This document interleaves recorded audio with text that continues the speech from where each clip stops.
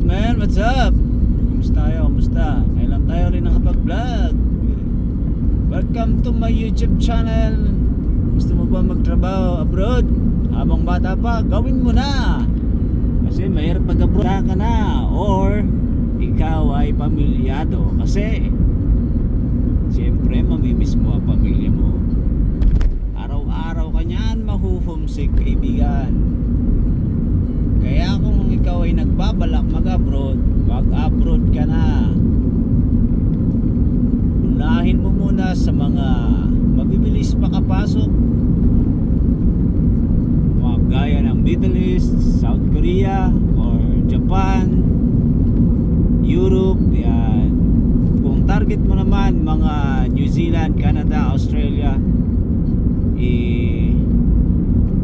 mahirap sa mga first timer.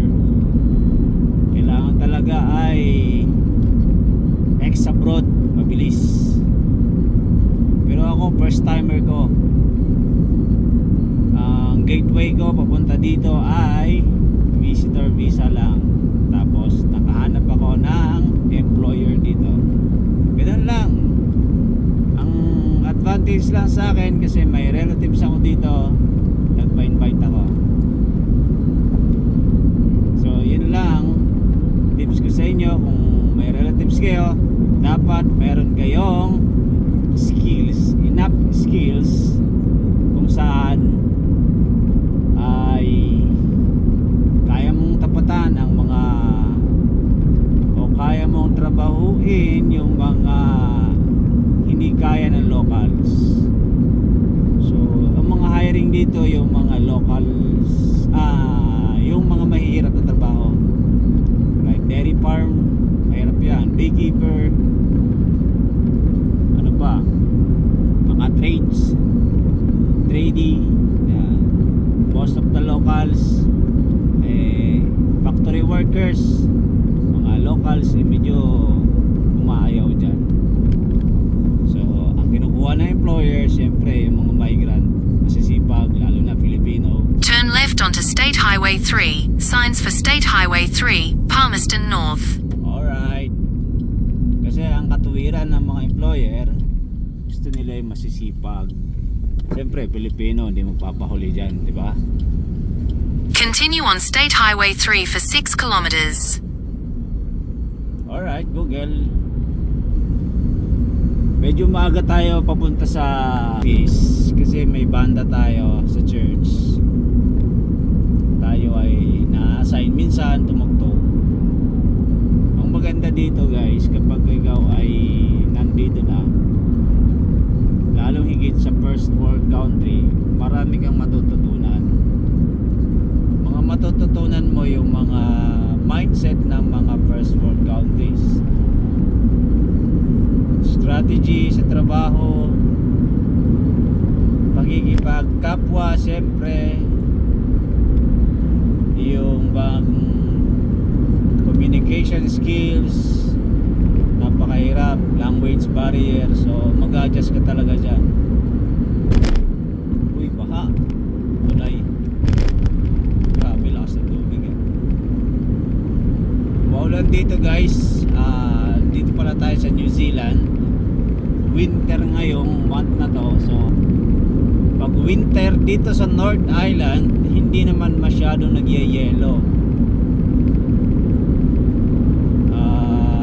Sa South Island, yon, nagyayelo dyan. So ganyan lang ang sistema dito. Nandito ako sa fielding, malapit ako sa Palmerston North City. Papunta ako doon kasi may susunduin ako ang kasama ko sa banda. Bakit baga ako lumabas? Kasi ang call time namin ay 6:30. Pagdating ng 5, madilim na guys. Alas 7 na umaga, madilim pa rin dito. Pero kapag summer naman, nako po, alas 9 ng gabi, maliwanag pa. Tapos maaga din sumisikat ang araw. So ang pinakamahabang daylight ay summer. Tapos dito guys, ang ating takbo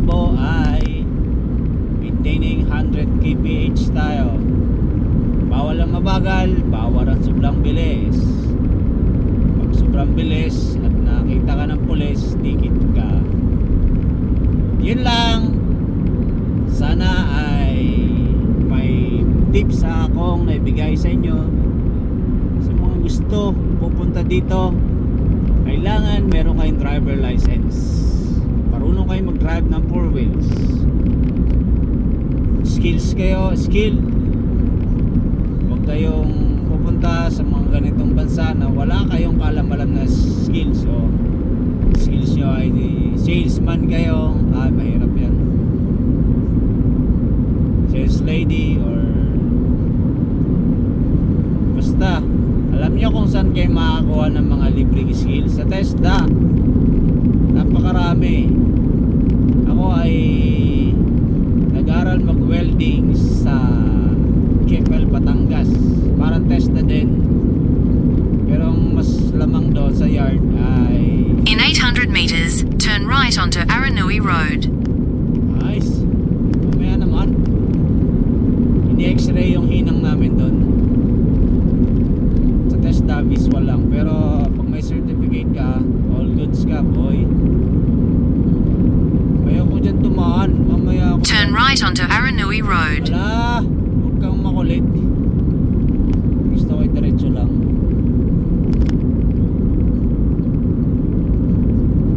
Marunong ka pa Google. In 2 kilometers, turn right. O yun, pwede na ako doon.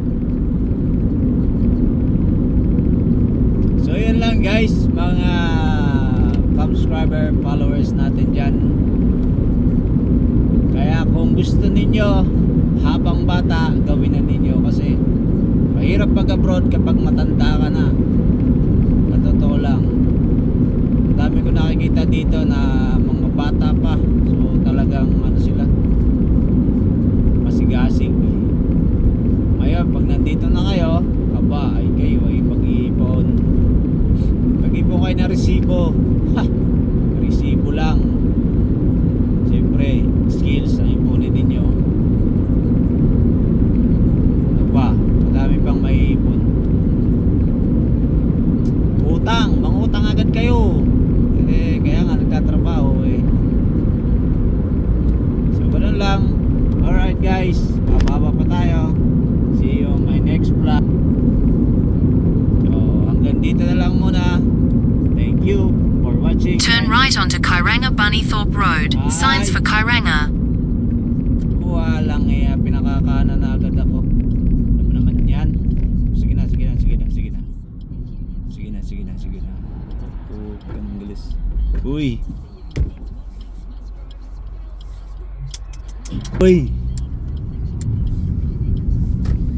Continue on Kairanga Bunnythorpe Road for 1.5 kilometers. Ano ka na naman Google ka. Okay guys, papasyal ko muna kayo sa medyo farm style ha. Sige, medyo maganda naman ang sunset ngayon eh. Alright guys, yan, pagmasdan ninyo papuntang farm side, countryside. Sana magustuhan ninyo ang view na to. Country road, take me home. Yung lagi naka-ispong kanta eh. To the place I belong. Ay nang bahala ko man tanong guys. Ang ganda naman. In 800 meters, turn left onto Gillespie's line. Ay ano na Google.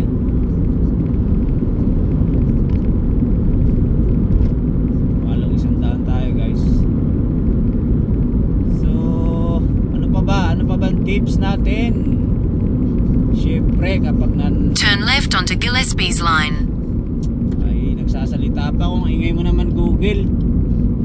So ano pa ba ang tips natin guys? So yun lang. Kung gusto nyo talaga, Continue on Gillespie's line for 3 kilometers. pangit ang view, maulan. Ayan o, mga baka guys o, baka. Ayan sa kanan. So ganun lang ang ano natin. Yun lang, sipag lang at tiyaga at habang pasensya. Kasi number one na problema ko dito, yung language barrier between my co-workmate and employer. Although nakakasalita ako ng English and accent ko ay US accent. Iba yung accent ng Kiwi.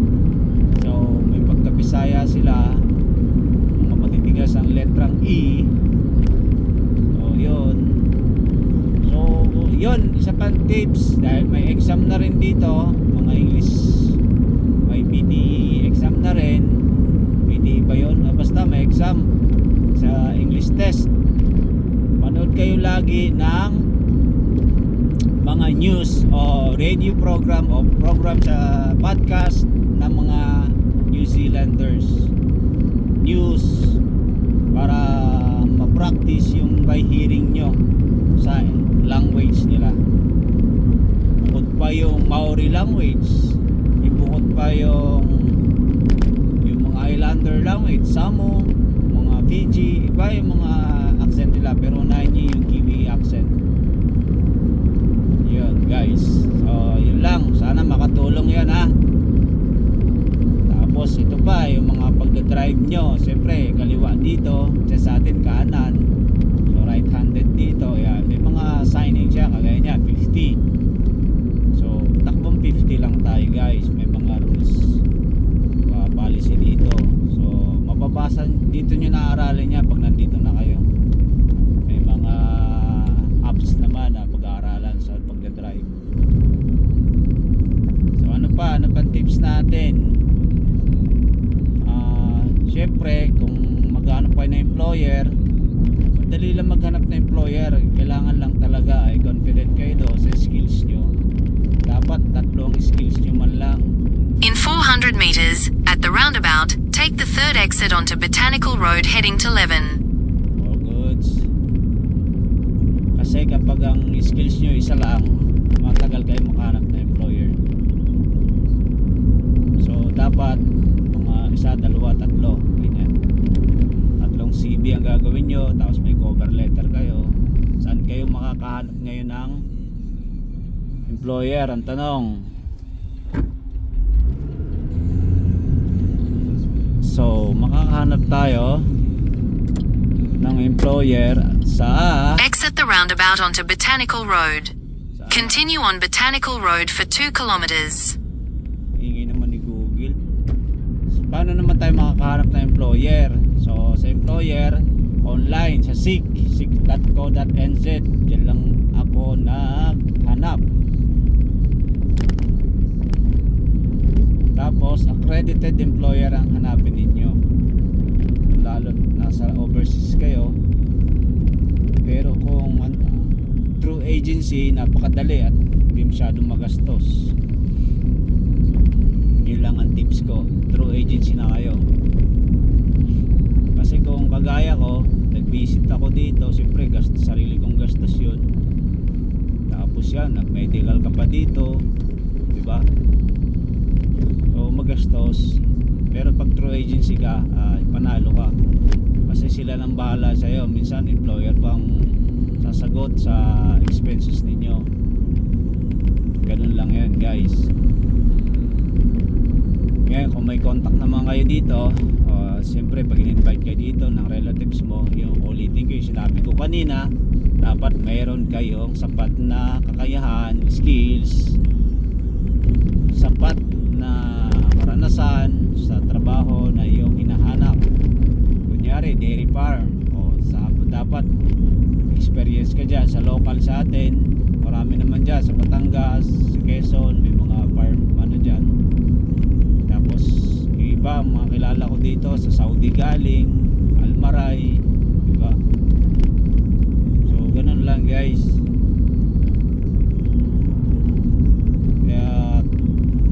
Tapos siyempre pag nandito na kayo, dapat meron kayong exit plan or ganun plano ninyo.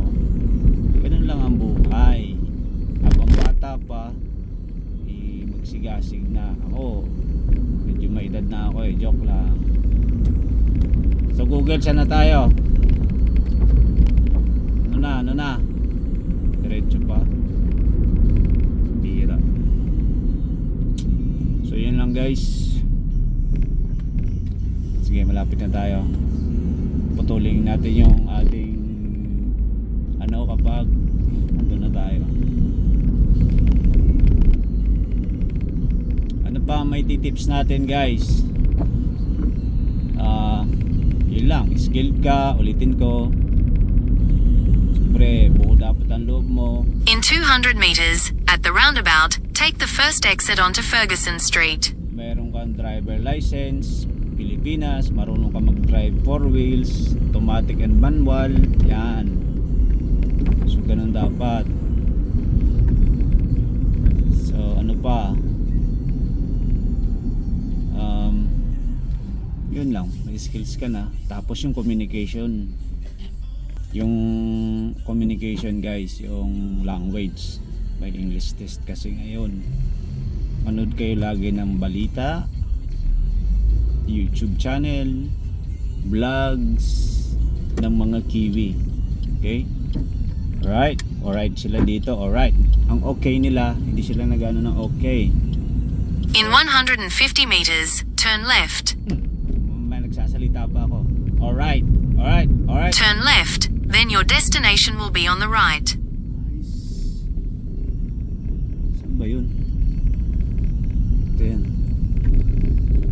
I think ito yun. No. Ito. Gagigs. Hirap naman ito. Ito nga. Puro daw Pilipino to dito eh. So tara. Actually gusto ko sanang pumasyal dun sa bayan. So maulan. Ang hirap na mamasyal. So dito na lang. Tambay na lang. Makikapi tayo. Your destination is on the right. Oo na. Ibang kalsada ito Dami yung paupahan dito. Tsaka guys, isa pa, ang mahal ng bahay dito. Sa city o downtown, nako, 500 a week. Yung lalaro dyan, 500 a week. $500 ha, bahala na kayo mag times kung magkano palitan. Weekly yun guys.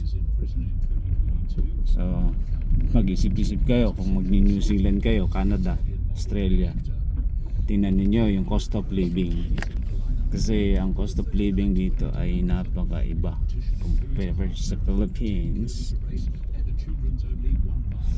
So sana makatulong itong tips ko sa inyo.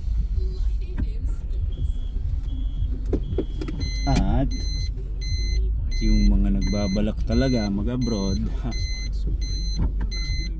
baka naman sabihin nyo yung pupuhunan nyo masaya punta dito gagastusin, ininegosyo ko na lang. O yun, mas maigi pa kayo magnegosyo naman guys.